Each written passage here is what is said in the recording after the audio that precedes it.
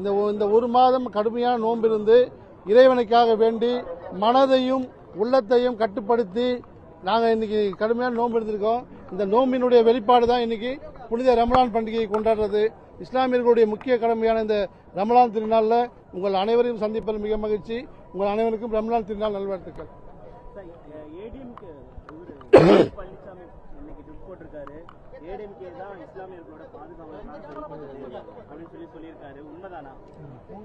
ஆனா ஏடிஎம்கே பீரியட்லாம் இஸ்லாமியர்களுக்கு எதிரான சிஐஏ என்ஆர்சி சட்டத்தை வந்து பாராளுமன்றத்தில் அவங்க ஓட்டெடுப்பு நடத்தி இந்தியாவில் இருக்க எல்லா முஸ்லீம்களுக்கும் சிறுபான்மைக்கு மக்களுக்கு எதிராக வாக்களித்து பாராளுமன்றத்தில் அந்த சட்டத்தை வெற்றி பெற வச்சது எடப்பாடி அதிமுக ஆட்சியில் தான். அப்படி இருக்கப்போ அவர் எப்படி இஸ்லாமியர்களுக்கு வந்து பாதுகாப்பாக இருப்பார்? முந்தா நாள் சட்டமன்றத்தில் வந்து நம்ம தமிழக முதல்வர் ஸ்டாலின் அவர்கள் வந்து வக்பு வாரிய திருத்த சட்டத்தை எதிர்த்து தீர்மானம் போட்டிருக்காரு. இதே ஸ்டாலின் அவர்கள் வந்து ஆட்சிக்கு வந்த உடனேயே சிஐஏ என்ஆர்சி சட்டத்தை எதிர்த்து சட்டமன்றத்தில் தீர்மானம் போட்டிருக்காரு. இப்ப இதுல இருந்து தெரியும் யார் வந்து சிறுபான்மை மக்களுக்கும் இஸ்லாமிய மக்களுக்கும் பாதுகாப்பான ஆட்சி நடத்திட்டு இருக்காங்கன்னு சொல்லிட்டு பிஜேபியோட மறைமுகமா அரசியல் பேசிட்டு முஸ்லீம் மக்களுடைய ஓட்டு வாங்கணும். ஏன்னா போன வாட்டி முஸ்லீம் மக்களுடைய ஓட்டு வாங்க முடியாத சூழ்நிலை இந்த வாட்டி வந்து அவங்க நாடகம் போட்டுருக்காங்க.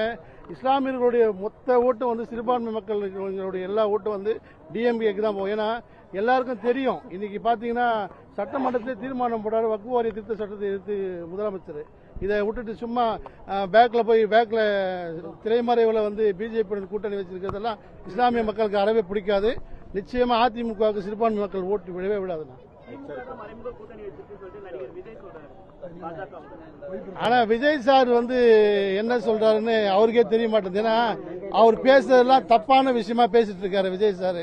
ஏன்னா அவரு man may go man may come but I am go forever அப்படின்னு ஒரு வாக்கியத்தை சொல்லியிருக்காரு. பட் அந்த வாக்கியத்தை எழுதுறது வந்து வில்லியம்ஸ் பிளேக் அப்படின்னு சொல்றாரு. பட் அது எழுதுறது வில்லியம்ஸ் பிளேக் கிடையாது, ஆல்ஃபிரட் டென்னிசன் அப்படின்றவர் தான் எழுதியிருக்காரு. ஒரு தலைவர் வந்து ஒரு வார்த்தையை மேடையில் அரசியல் மேடையில் பேசுறப்ப அந்த வாக்கியத்தை எழுதுறது யாருன்னு கூட தெரியாம அவர் பேசுறாருன்னா தப்பா பேசக்கூடாது விஜய் சார். நீங்க எல்லா விஷயத்தையும் தப்பா பேசுங்க. ஏன்னா என்னை வந்து நீங்க யாரும் தடுத்தீங்கன்னா நான் காத்தா மாறுவேன் சூறாவளியா மாறுவேன்னு சொல்றீங்க. உங்களை யாருமே தடுக்கல.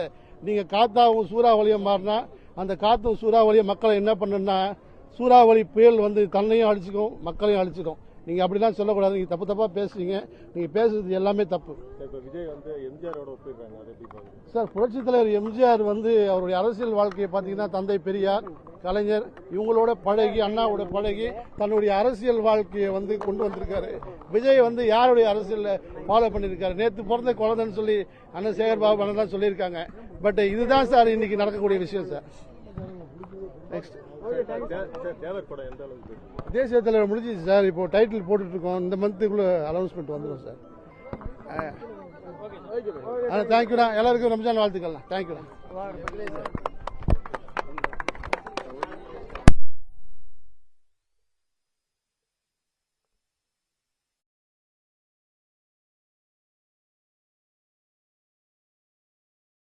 I wish all our brothers and sisters a very happy Eid al-Fitr.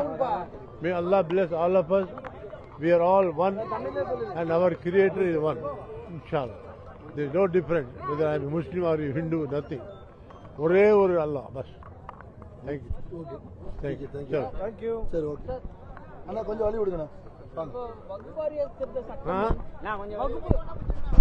சட்டத்தை பத்தி கேக்குறாங்க. வக்வாரியம் இருக்குல்ல பாய், நம்ம வக்வாரியம் இருக்குல்ல வக்போர்டு பத்தி ஒரு சின்ன no no no no no comment no.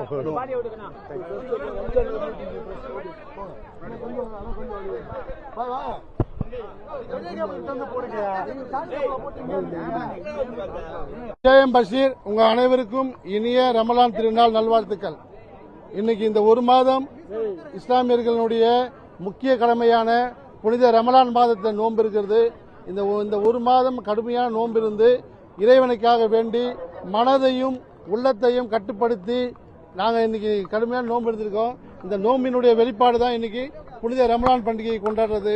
இஸ்லாமியர்களுடைய முக்கிய கடமையான இந்த ரமலான் திருநாளில் உங்கள் அனைவரையும் சந்திப்பதில் மிக மகிழ்ச்சி. உங்கள் அனைவருக்கும் ரமலான் திருநாள் நல்வாழ்த்துக்கள்.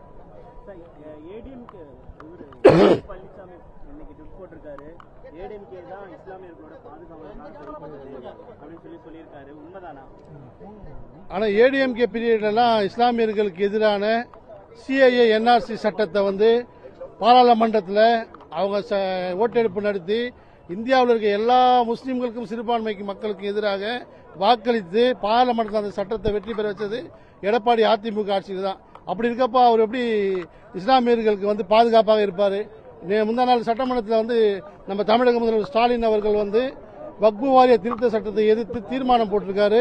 இதே ஸ்டாலின் அவர்கள் வந்து ஆட்சிக்கு வந்த உடனேயே சிஐஏ என்ஆர்சி சட்டத்தை எதிர்த்து சட்டமன்றத்தில் தீர்மானம் போட்டிருக்காரு. இப்ப இதுல இருந்து தெரியும் யார் வந்து சிறுபான்மை மக்களுக்கும் இஸ்லாமிய மக்களுக்கும் பாதுகாப்பான ஆட்சி நடத்திட்டு இருக்காங்கன்னு சொல்லிட்டு பிஜேபியோட மறைமுகமா அரசியல் பேசிட்டு முஸ்லீம் மக்களுடைய ஓட்டு வாங்கணும். ஏன்னா போன வாட்டி முஸ்லீம் மக்களுடைய ஓட்டு வாங்க முடியாத சூழ்நிலை இந்த வாட்டி வந்து அவங்க நாடகம் போட்டுருக்காங்க. இஸ்லாமியர்களுடைய மொத்த ஓட்டு வந்து சிறுபான்மை மக்களுடைய எல்லா ஓட்டும் வந்து டிஎம்கேக்கு தான் போகும். ஏன்னா எல்லாருக்கும் தெரியும் இன்னைக்கு பாத்தீங்கன்னா சட்டமன்றத்திலே தீர்மானம் போடாரு வக்பு வாரிய திருத்த சட்டத்தை எதிர்த்து முதலமைச்சர். இதை விட்டுட்டு சும்மா பேக்ல திரைமறைவில் வந்து பிஜேபி கூட்டணி வச்சிருக்கிறதெல்லாம் இஸ்லாமிய மக்களுக்கு அறவே பிடிக்காது. நிச்சயமா அதிமுகவுக்கு சிறுபான்மை மக்கள் ஓட்டு விடவே விடாதுண்ணா. ஆனா விஜய் சார் வந்து என்ன சொல்றாருன்னு அவருக்கே தெரிய மாட்டேங்குது. ஏன்னா அவர் பேசுறதெல்லாம் தப்பான விஷயமா பேசிட்டு இருக்காரு விஜய் சார். ஏன்னா அவரு man may go man may come but I am go forever அப்படின்னு ஒரு வாக்கியத்தை சொல்லியிருக்காரு. பட் அந்த வாக்கியத்தை எழுதுறது வந்து வில்லியம்ஸ் பிளேக் அப்படின்னு சொல்றாரு. பட் அது எழுதுறது வில்லியம்ஸ் பிளேக் கிடையாது, ஆல்ஃபிரட் டென்னிசன் அப்படின்றவர் தான் எழுதியிருக்காரு. ஒரு தலைவர் வந்து ஒரு வார்த்தையை மேடையில் அரசியல் மேடையில் பேசுறப்ப அந்த வாக்கியத்தை எழுதுறது யாருன்னு கூட தெரியாம அவர் பேசுறாருன்னா தப்பா பேசக்கூடாது விஜய் சார். நீங்க எல்லா விஷயத்தையும் தப்பா பேசுங்க. ஏன்னா என்னை வந்து நீங்க யாரும் தடுத்தீங்கன்னா நான் காத்தா மாறுவேன் சூறாவளியா மாறுவேன்னு சொல்றீங்க. உங்களை யாருமே